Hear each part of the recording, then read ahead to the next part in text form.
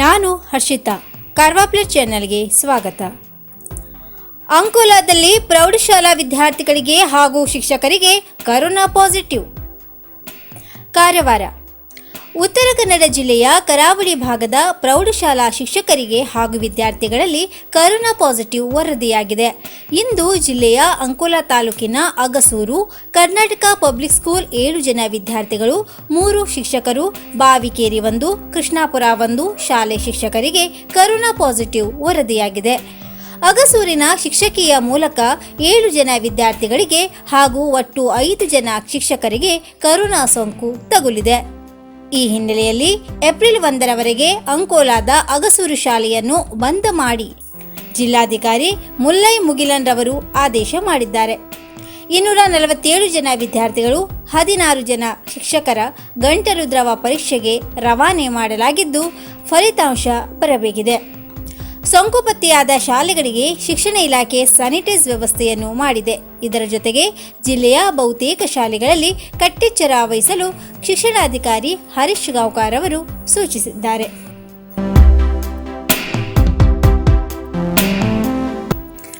ಹೊಸ ಮೀಟರ್ ನೆಪದಲ್ಲಿ ಗುತ್ತಿಗೆ ಕಂಪನಿಯಿಂದ ಹಣ ವಸೂಲಿ, ಭಟ್ಕಳದಲ್ಲಿ ಜನರ ಆಕ್ರೋಶ. ಭಟ್ಕಳ. ಹಳೆಯ ಮೀಟರ್ ಬದಲಾಯಿಸಿ ಹೊಸ ಮೀಟರ್ ಉಚಿತವಾಗಿ ಅಳವಡಿಸುವ ಕಾರ್ಯ ನಡೆದಿದೆ. ಇದಕ್ಕಾಗಿ ಸೇವೆಗೆ ಶುಲ್ಕ ಎಂದು ಪ್ರತಿ ಮನೆಯಿಂದ 100 ರಿಂದ 200 ರೂಪಾಯಿ ಪಡೆದು ಗ್ರಾಹಕರಿಗೆ ವಂಚಿಸುತ್ತಿರುವ ಪ್ರಕರಣ ತಾಲೂಕಿನಲ್ಲಿ ಬೆಳಕಿಗೆ ಬಂದಿದೆ.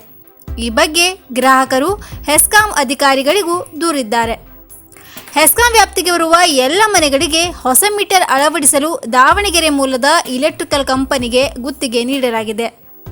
ತಾಲೂಕುವಾರು ಅವರ ಸಿಬ್ಬಂದಿ ಬಂದು ಪ್ರತಿ ಮನೆಗೆ ತೆರಳಿ ಉಚಿತವಾಗಿ ಮೀಟರ್ ಅಳವಡಿಸಬೇಕು. ಆದರೆ ತಾಲೂಕಿನಾದ್ಯಂತ ಮೀಟರ್ ಬದಲಾವಣೆ ಮಾಡಲು ಬಂದವರು 100, 150, 200 ರೂಪಾಯಿಗಳನ್ನು ಮನೆಯವರಿಂದ ಪಡೆಯುತ್ತಿದ್ದಾರೆ ಎನ್ನುವ ದೂರು ಹೆಸ್ಕಾಂ ಕಚೇರಿ ತಲುಪಿದೆ.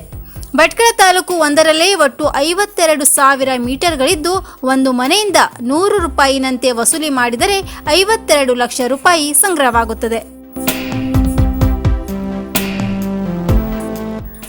ಜಾಲಿಪಟ್ಟಣ ಪಂಚಾಯತಿ ವ್ಯಾಪ್ತಿಯ ಜಾಲಿಯಲ್ಲಿ ಮೀಟರ್ ಬದಲಾಯಿಸಲು ಗುತ್ತಿಗೆದಾರ ಸಂಸ್ಥೆಯ ಸಿಬ್ಬಂದಿ ತೆರಳಿದ್ದಾರೆ. ಪ್ರತಿ ಮನೆಯಲ್ಲೂ ಮೀಟರ್ ಬದಲಾಯಿಸಲು ಬಂದ ಸಿಬ್ಬಂದಿ ಹಣ ಕೇಳಿದ್ದಾರೆ.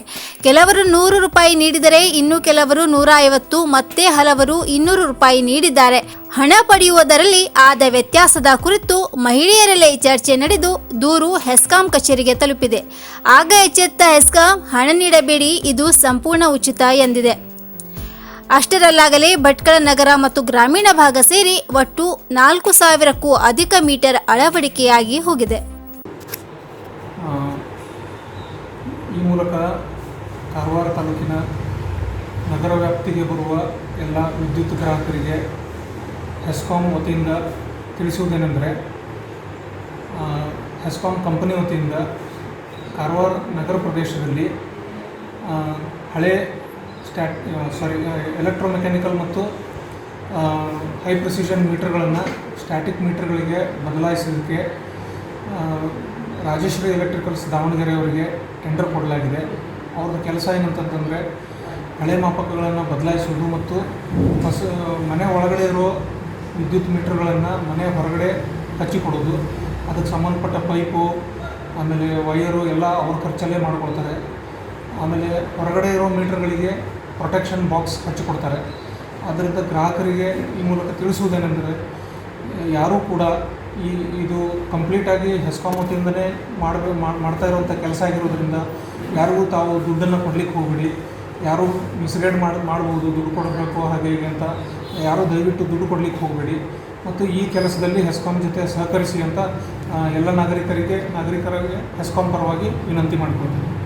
ಹಾಗೂ ಮತ್ತೆ ತಿಳಿಸುವುದೇನೆಂದರೆ, ಮೀಟರ್ ಬದಲಾವಣೆ ಮಾಡಲಿಕ್ಕೆ ಬಂದಾಗ ಏನಾದರೂ ತಮಗೆ ಸಂಶಯಗಳಿದ್ದರೆ ಅಥವಾ ಯಾರಾದರೂ ದುಡ್ಡು ಕೇಳಿ ಹ್ಯಾರಾಸ್ಮೆಂಟ್ ಮಾಡಿದರೆ ತಾವು ದಯವಿಟ್ಟು ಕಾರವಾರ ಹೆಸ್ಕಾಂ ಉಪವಿಭಾಗದ ಕಚೇರಿಯನ್ನು ಸಂಪರ್ಕ ಮಾಡುವಂತೆ ಈ ಮೂಲಕ ವಿನಂತಿ ಮಾಡಿಕೊಳ್ಳಲಾಗಿದೆ.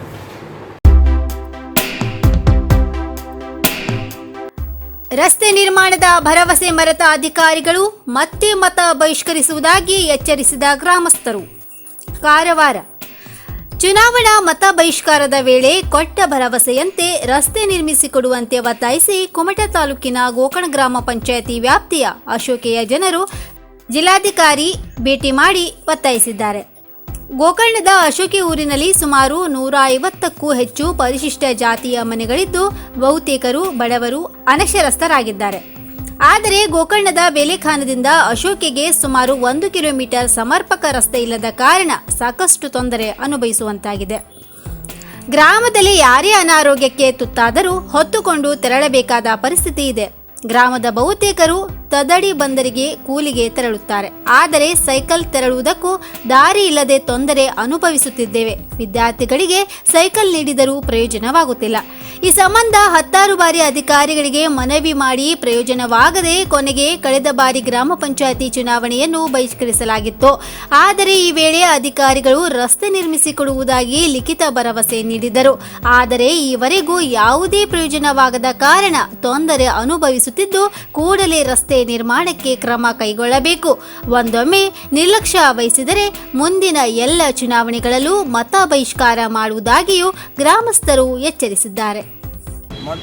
ಎಲ್ಲರೂ ಸೇರಿ ಆಗ ಅವರು ತಹಸೀಲ್ದಾರರು ಮತ್ತು ದಂಡಾಧಿಕಾರಿ ಆಯುಕ್ತರು ಎಲ್ಲ ಮತ್ತು ಗ್ರಾಮ ಲೆಕ್ಕರು ಎಲ್ಲ ಅಧಿಕಾರಿಗಳು ಗೋಕರ್ಣ PSI ಅವರು ಬಂದು ನಮಗೆ ಲಿಖಿತವಾಗಿ ಆಶ್ವಾಸನೆ ಕೊಟ್ಟು ಹೋದ್ರು, ಬರೆದು ಕೊಟ್ಟು ಹೋದ್ರು, ನಿಮ್ಗೆ ರಸ್ತೆ ಮಾಡಿಸ್ಕೊಡ್ತೀವಿ, ನೀವು ಪಂಚಾಯತಿ ವೋಟಿಂಗ್ ಎಲೆಕ್ಷನ್ ಬಹಿಷ್ಕಾರ ಮಾಡಬೇಡಿ, ತಗೊಳ್ಳಿ, ನೀವು ಮತ ಚಲಾಯಿಸಿ, ಅದರ ನಂತರ ನೀವು ಸದ್ಯದಲ್ಲಿ ನಿಮ್ಗೆ ರಸ್ತೆ ಮಾಡಿಕೊಡ್ತೇವೆ ಅಂತೇಳಿ ನಮಗೆ ಭರವಸೆ ಕೊಟ್ಟೋದ್ರು. ಆದರೂ ನಾವು ಮೋಗಂ ಭರವಸೆಗೆ ನಾವು ಒಪ್ಪಿಲ್ಲಾಗಿತ್ತು. ಲಿಖಿತವಾಗಿ ಬರೆದು ಕೊಟ್ಟೋದ್ರು. ಲಿಖಿತವಾಗಿ ಈಗ ಹೋಗಿ ಅವ್ರ ಕಚೇರಿಗೆ ಅಲಿದು ನಾವು ಮನವಿ ಸಲ್ಲಿಸಿದ್ರು ಸಮೇತವಾಗಿ ಲಿಖಿತ ಬರೆದು ಕೊಟ್ಟಿದ್ದೆ. ಜಿಲ್ಲಾಧಿಕಾರಿಗಳಿಗೆ ಮತ್ತು ಸಮಾಜ ಕಲ್ಯಾಣ ಇಲಾಖೆಗೆ ಕಾರವಾರ ಅವರಿಗೆ ಸಲ್ಲಿಸಬೇಕಂತ ನಾವು ಇಲ್ಲಿ ಕಾರವಾರದಲ್ಲಿ ಸೇರಿದ್ದೇವೆ. ನಮ್ಮ ಸಮಾಜದವರೆಲ್ಲ ಬಂದು ನಾವು ಇಷ್ಟು ದೂರ ಅಲೆದು ಬರುವಂಥ ಪರಿಸ್ಥಿತಿ ನಮಗೆ ಈ ರಸ್ತೆ ಸಲುವಾಗಿ ಆಗಿದೆ. ನಾವು ಎಲ್ಲರೂ ಸೇರಿ ನಾಕೊಂಡು ಇಲ್ಲೇ ಬಂದಿದ್ದೇವೆ. ಇನ್ನು ಮುಂದಾದರೂ ಜಿಲ್ಲಾಧಿಕಾರಿಗಳು ನಮಗೆ ನಮ್ಮ ಮನವಿಯನ್ನು ಮನ್ನಿಸಿ ನಮಗೆ ರಸ್ತೆ ಮಾಡಿಕೊಡ್ತೇವೆ ಎಂಬ ಭರವಸೆಯಿಂದ ಬಂದಿದ್ದೇವೆ. ಮಲೆನಾಡು ಭಾಗದಲ್ಲಿ ಮಳೆ ಅಬ್ಬರದ ಹಿನ್ನೆಲೆ 17 ಕುರಿಗಳ ಸಾವು. ಮುನುಗೋಡಿನ ಸಿಂಗನಡಿಯಲ್ಲಿ ಸಿಡಿಲು ಬಡಿದು 17 ಕುರಿಗಳು ಸಾವನ್ನಪ್ಪಿದೆ. ಆದರೆ ಈ ಸಂದರ್ಭದಲ್ಲಿ ಕುರಿಗಾಯಿ ಪ್ರಾಣಾಪಾಯದಿಂದ ಪಾರಾಗಿದ್ದಾರೆ. ಮಾನುನಾಗು ಶಳಕೆ ಎಂಬುವವರಿಗೆ ಸೇರಿದ ಕುರಿಗಳು ಸಿಂಗನಡಿ ಗ್ರಾಮದ ಹೊಲದಲ್ಲಿ ಮೇಯುತ್ತಿದ್ದಾಗ ಈ ಅವಘಡ ಸಂಭವಿಸಿದೆ. ಈ ಸಂಬಂಧ ಮುನುಗೋಡು ಠಾಣಾ ವ್ಯಾಪ್ತಿಯಲ್ಲಿ ಪ್ರಕರಣ ದಾಖಲಾಗಿದೆ.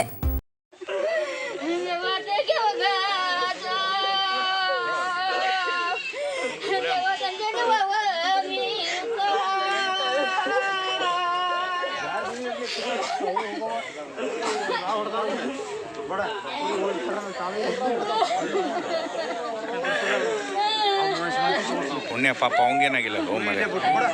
ಹಾಂ